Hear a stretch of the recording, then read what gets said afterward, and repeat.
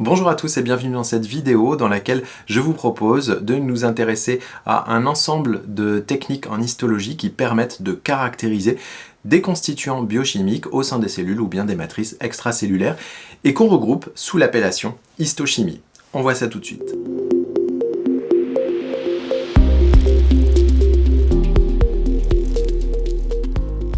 Comme je l'ai dit, ici il s'agit de caractériser et de localiser des constituants biochimiques in situ, dans les cellules, dans les structures cellulaires ou bien dans les tissus, plus particulièrement le domaine extracellulaire, les matrices extracellulaires. Alors le but de l'histochimie, comme je vous l'ai dit, c'est de localiser des constituants biochimiques. Qu'est-ce qu'on entend par constituants biochimiques? Eh bien, on va parler des grandes familles de molécules du vivant, glucides, lipides, protides et éventuellement acides nucléiques. Alors, parmi toutes ces techniques, une très connue qui utilise le réactif de Schiff. Qu'est-ce que le réactif de Schiff? Eh bien, on va utiliser une fuchsine de couleur magenta à laquelle on va rajouter de l'acide chlorhydrique et du bisulfite de soude anhydre, ce qui va provoquer une oxydation. On obtient alors un réactif de Schiff qui n'est plus du tout magenta mais qui devient incolore à jaunâtre. Ce réactif de Schiff, en présence d'aldéhydes qui sont des fonctions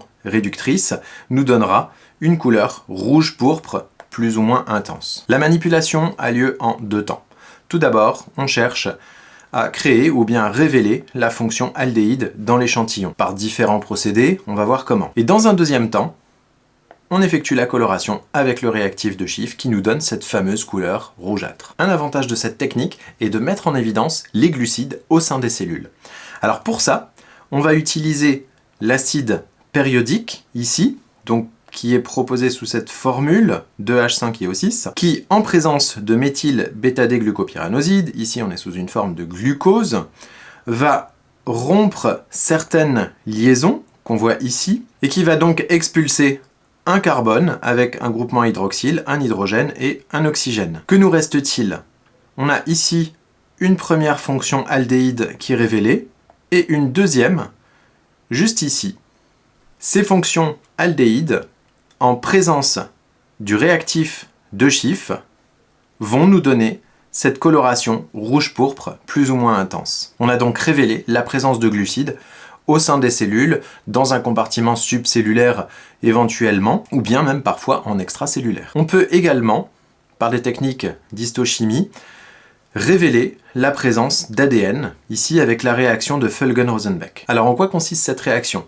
On va tout d'abord effectuer une hydrolyse ménagée des acides nucléiques qu'on veut étudier, donc avec de l'acide chlorhydrique, ce qui va permettre ici de dévoiler les fonctions aldéhydes du désoxyribose, puisque le sucre qui constitue l'ADN est du désoxyribose, d'où l'appellation acide désoxyribonucléique, et l'ajout du réactif de Schiff va nous donner la couleur rouge plus ou moins intense. Généralement, la réaction avec la chromatine, souvent décondensée, donne une couleur qui tend plus vers le rosâtre que le rouge pourpre. Voilà.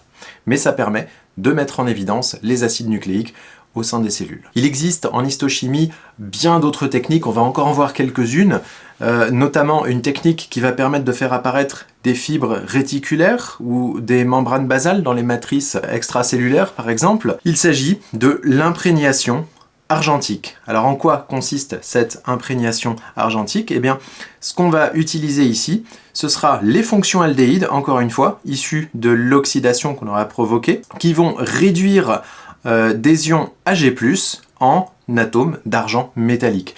La couleur obtenue sera donc noirâtre et donc les structures qui auront été marquées vont noircir et donc se révéler au moment de l'observation. On peut aussi, avec les techniques histochimiques, étudier la présence de lipides.